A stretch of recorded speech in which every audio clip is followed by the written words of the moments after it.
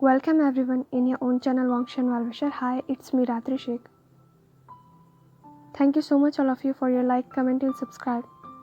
So चलिए fan fiction को start करते हैं। वो भी शान लैनोंग जी के बारे में जानने के लिए बहुत ज़्यादा ईगर था कि उसने इतना ज़्यादा वो भी शान को टॉर्चर, ह्यूमिलेट और हर्ट क्यों किया।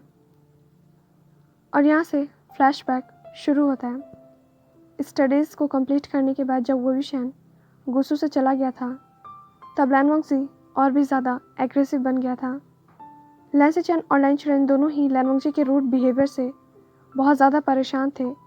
लैनोंग जी हमेशा लैंसी चैन को डिसरिस्पेक्ट किया करता था, यहाँ तक कि लैनोंग जी गुस्सू रूल्स को भी ब्रेक किया करता था।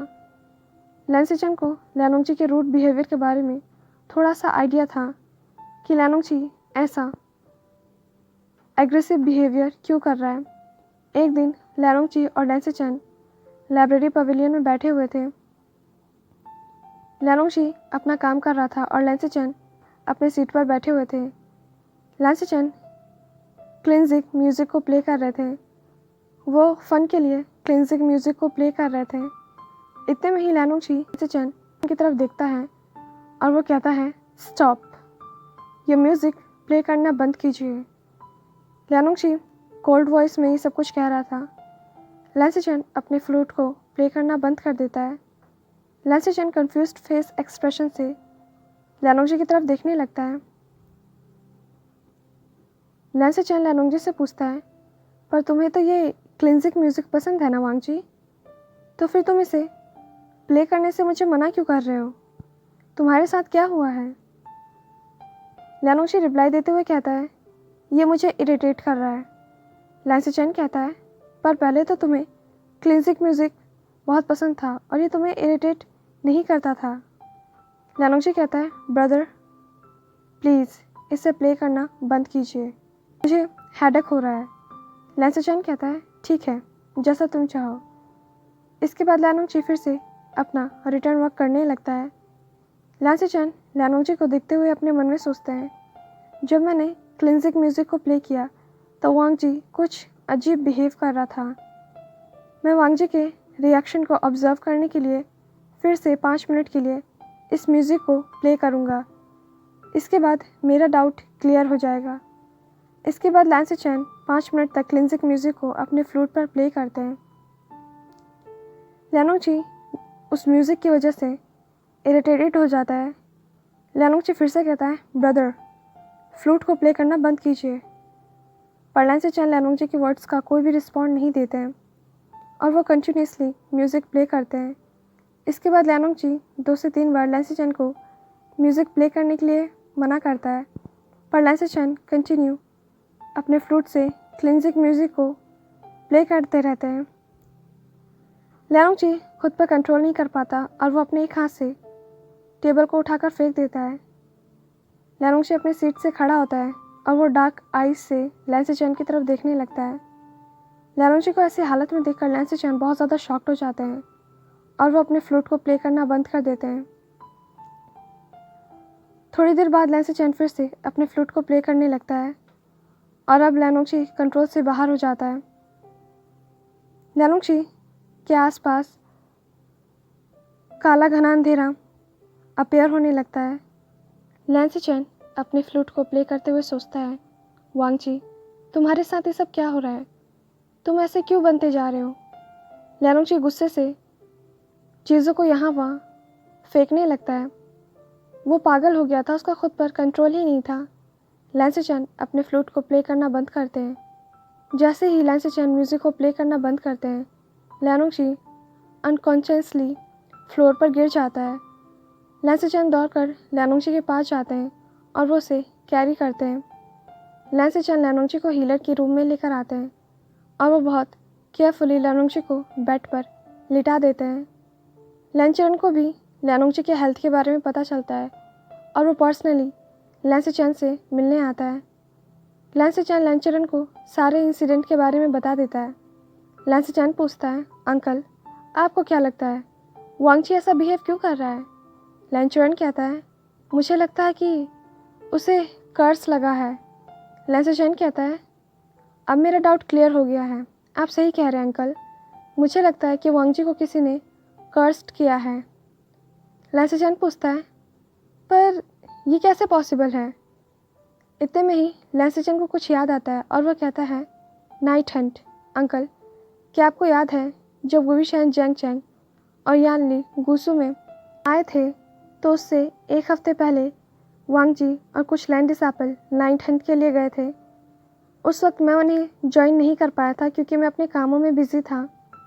जब लानुंग जी नाइट हंट से वापस आया था तो वो 2 दिन तक अनकॉन्शियस था और उसके बाद जब वो जागा तो वो कुछ विस्पर्ट कर रहा था।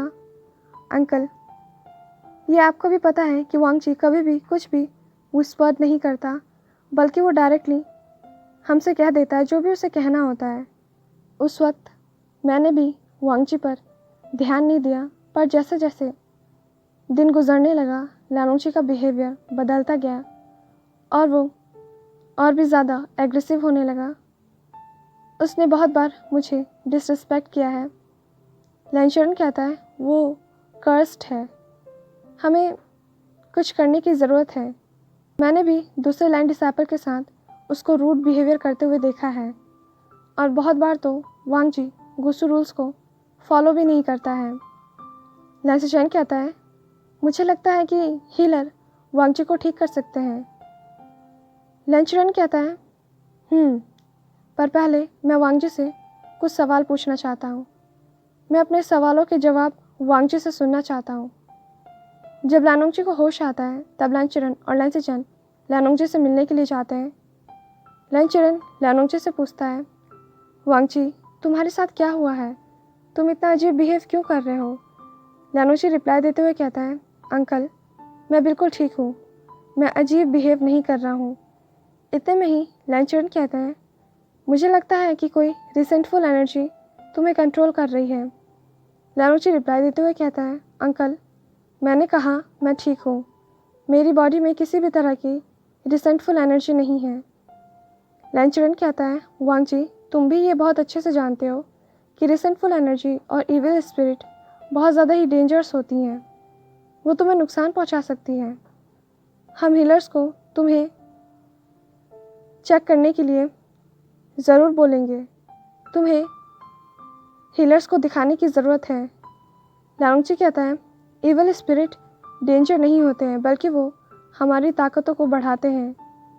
लानुंग जी का जवाब सुनते ही लैंचरन शॉक्ड हो जाता है और वह हिम्मत दिखाते हुए लानुंग जी से पूछता है, तो फिर तुम इविल स्पिरिट के बारे में क्या सोचते हो? लानुंग जी जवाब देते हुए कहता है, वो बहुत हेल्पफुल होते हैं, वो हमारी ताकतों को बढ़ाते हैं। इविल स्पिरिट अच्छी होती हैं। लैंचरन डिसअपॉइंटेड लुक से लानुंग जी को देखने लगता है। फिर वो रूम से बाहर आ जाता है। लानुंग जी रूम में अकेले बैठा हुआ था और उसके आसपास फिर से काला अंधेरा अपीयर होने लगता है। लानुंग जी इविल स्माइल देता है। उसके बाद लैंसी चैन वुविशान के लिए मैरिज प्रपोजल भेजते हैं और वो यूनमंग में वुविशान से मिलने के लिए जाते हैं। अगले दिन लैंसी चैन गुसू में वापस आते हैं। उसी दिन लैंचरन की रिक्वेस्ट करने पर गुसू में 2 हीलर्स लानुंग जी को चेक करने के लिए आते हैं। वो हीलर्स लानुंग जी की आंखों की तरफ देखते हैं और वो समझ जाते हैं कि इविल स्पिरिट लानुंग जी के माइंड को कंट्रोल कर रही है। वो हीलर्स लानुंग जी के दोनों हाथ और पैर को बेड पर बांध देते हैं। लैंचरन और लैंसी चैन सारे प्रोसेस को ऑब्जर्व करने के लिए वहीं पर थे और वो हीलर चैंटिंग स्पेल का यूज़ करते हैं। वो मंत्र पढ़ते हैं और वो चैंटिंग स्पेल के थ्रू उस इविल स्पिरिट पर अटैक करते हैं जो कि लानुंग जी की बॉडी में था। लानुंग जी बेड पर हिलने लगता है और वो ज़ोर से चिल्लाने लगता है। वो उन हीलर के लिए अब्यूज़ वर्ड्स का भी यूज़ करता है। अचानक लानुंग जी के आसपास काला अंधेरा आने लगता है। लैंसी चैन और लैंचरन बहुत ज़्यादा ही टेंस्ड हो जाते हैं। लानुंग जी दूसरी आवाज़ में चिल्लाते हुए कहता है, मुझे अकेला छोड़ दो, मेरे साथ ये सब मत करो, वरना मैं तुम सभी को मार दूंगा।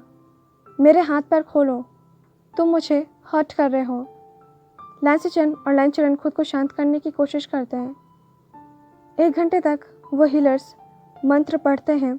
इसके बाद वो सक्सेसफुली लैनोची को उस कर्स से आज़ाद कर देते हैं। वो सब चैन की सांसें लेते हैं। लैंसी चैन और लैन चरण सेटिस्फाइड थे और वो दोनों लैनोची के होश में आने का इंतज़ार कर रहे थे। इवनिंग में लैनोची होश में आता है। हीलर्स लैनोची से कुछ सवाल पूछते हैं और लैनोची उन सभी सवालों का सही जवाब देता है। लैन चरण मुस्कुराने लगता है। इसके बाद वो सब वहाँ से चले जाते हैं। लैनोची अपने रूम में अकेले बैठा हुआ था। लैनोची को वो सारी बातें याद आ जाती है जो उसने अपने अंकल, ब्रदर और वोविशान के साथ किया था।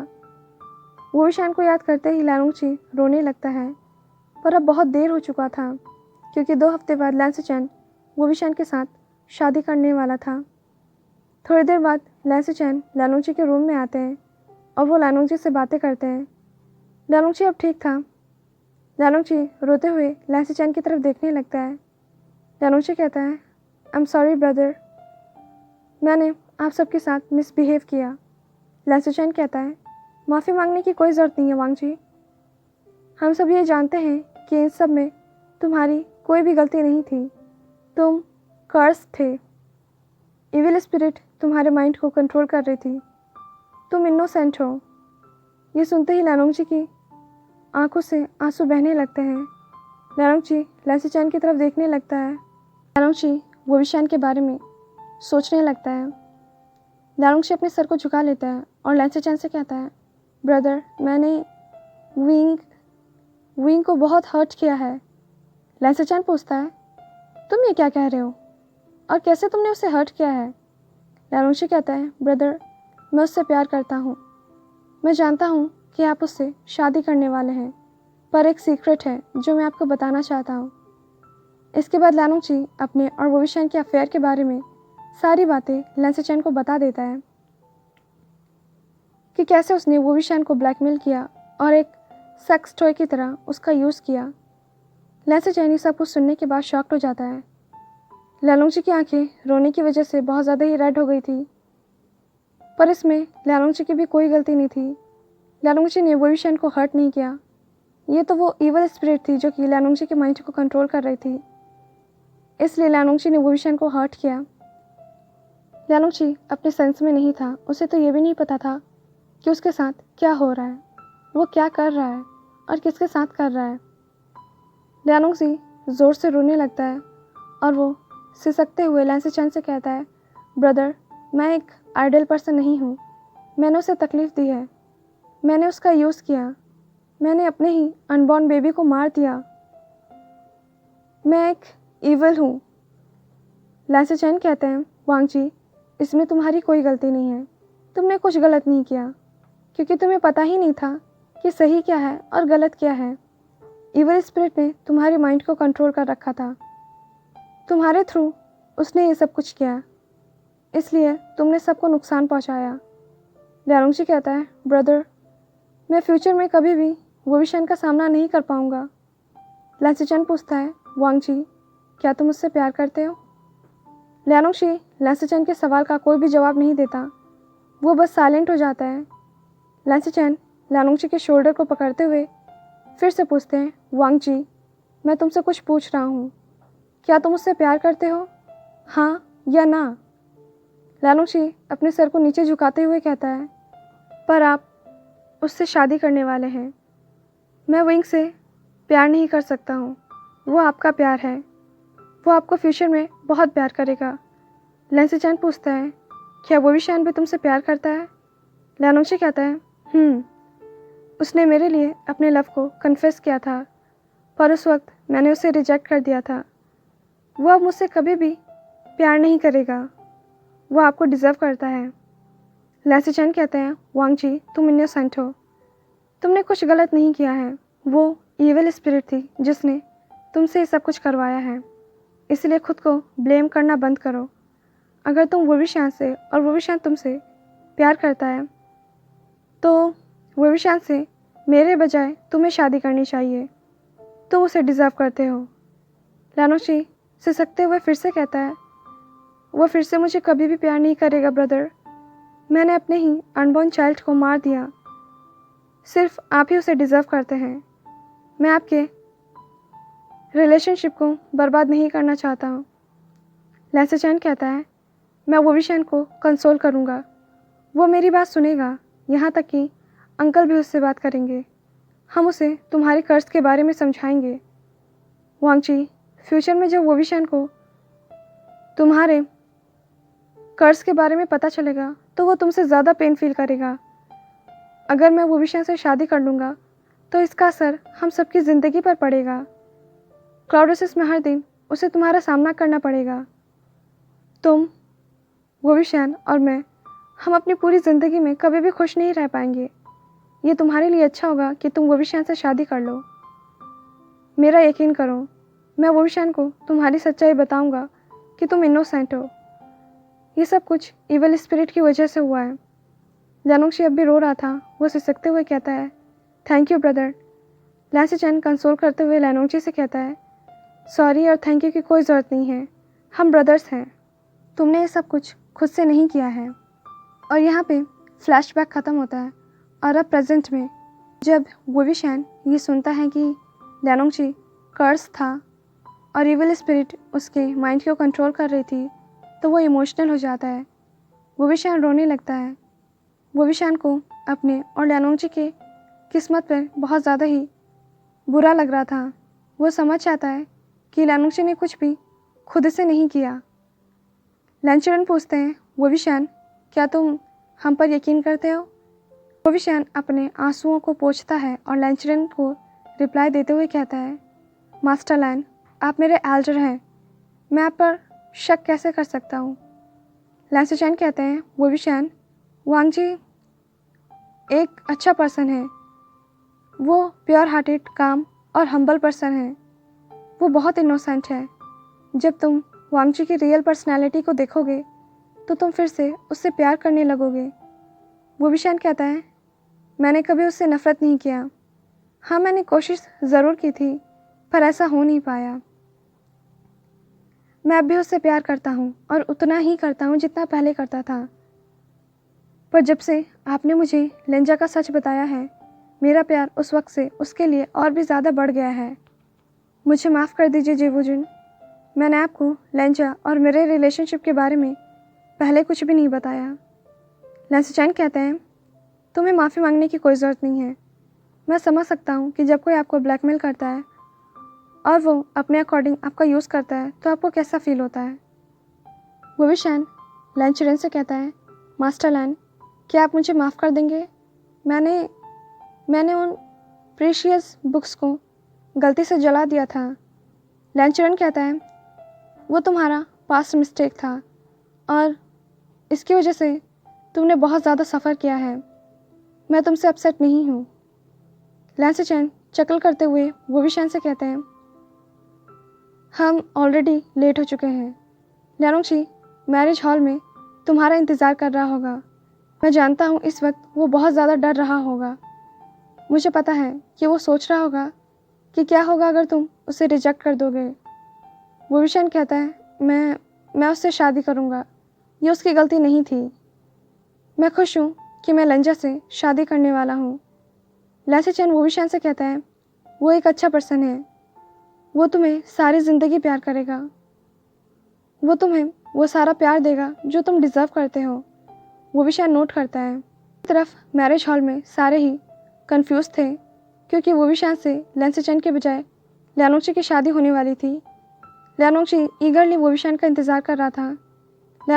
और यहाँ से लैनोंगशी का पोव यानी कि पॉइंट ऑफ व्यू शुरू होता है कि लैनोंगशी अभी क्या सोच रहा है। यहाँ से लैनोंगशी पोव है। विंग, जब मैंने पहली बार क्लाउडेसिस के मेन गेट पर तुम्हें देखा था, उस वक्त मेरा हार्ट बीट बहुत ज़्यादा ही इंक्रीज़ हो गया था। मुझे मेरे दिल में कुछ फील हो रहा था। तुम मेरा फर्स्ट लव हो। मैं तुम्हें नहाते हुए नहीं देखना चाहता था, पर मैं कर्ज की वजह से खुद पर कंट्रोल नहीं कर पाया और बहुत बार मैंने तुम्हें नेकेड देखा। विंग, मैं कभी भी तुम्हारा एडवांटेज नहीं उठाना चाहता था। मैं तुम्हें हर्ट नहीं करना चाहता था, पर मैं इतना एबल नहीं था कि मैं सही और गलत के बीच में फ़र्क कर पाऊँ। मैंने कर्ज की वजह से तुम्हें बहुत हर्ट किया है। जब मैंने तुम्हें किस किया और तुम उस वक्त अनकंफर्टेबल फील कर रहे थे, तब मैं खुद को स्लैप मारना चाहता था, पर मैं ऐसा नहीं कर सका। मैंने तुम्हारी वर्जिनिटी को खो दिया। मैंने बहुत सारी रातें तुम्हारे साथ गुजारी हैं। उस कर्ज की वजह से मैं सेक्स एडिक्टेड हो गया था। मेरा दिल मुझसे नफ़रत करता था, पर मेरा दिमाग मुझे खुद से नफ़रत करने के लिए अलाउ नहीं करता था। मेरे दिमाग ने मेरे किसी भी फैसले पर मुझे रिग्रेट करने के लिए अलाउ नहीं किया। मैंने हमारे अनबॉर्न बेबी को मार दिया। मैं अंदर से बहुत ज़्यादा ही दुखी और परेशान था, पर मैं उस फीलिंग को अपने फेस पर शो नहीं कर पाया। विंग, जब तुमने अपने लव को मुझसे कन्फेस किया, तब मैं तुम्हें हक करना चाहता था। मैं तुम्हें सच बताना चाहता था कि मैं भी तुमसे प्यार करता हूँ। मैं तुमसे बहुत प्यार करता हूँ, पर कर्ज की वजह से मैंने तुम्हें जिंक्सी से बाहर फेंक दिया और तुम पर कोई मर्सी नहीं दिखाया। विंग, मैं उम्मीद करता हूँ जब तुम सब सच जान जाओगे तब तुम मुझे माफ़ कर दोगे। मैं गलत था। क्या तुम मुझसे प्यार करोगे विंग? मैं हमेशा तुम्हें सारी खुशियाँ दूंगा। मैं कभी भी खुद को तुम पर फोर्स नहीं करूँगा। मैं तुम्हें अनकंडीशनली लव करूँगा। विंग, क्या तुम मुझसे फिर से प्यार करोगे? यहाँ पर लैरोंगची का पोव ख़त्म होता है। सो ये पार्ट यहीं पर एंड होता है। अगर आपको ये पार्ट पसंद आया है तो प्लीज़ वीडियो को लाइक ज़रूर कीजिएगा, चैनल को सब्सक्राइब कीजिएगा और मुझे अपना वैल्यूएबल कमेंट ज़रूर भेजिएगा। आपसे मिलते हैं नेक्स्ट पार्ट में। Till then be happy, stay healthy, thanks for watching.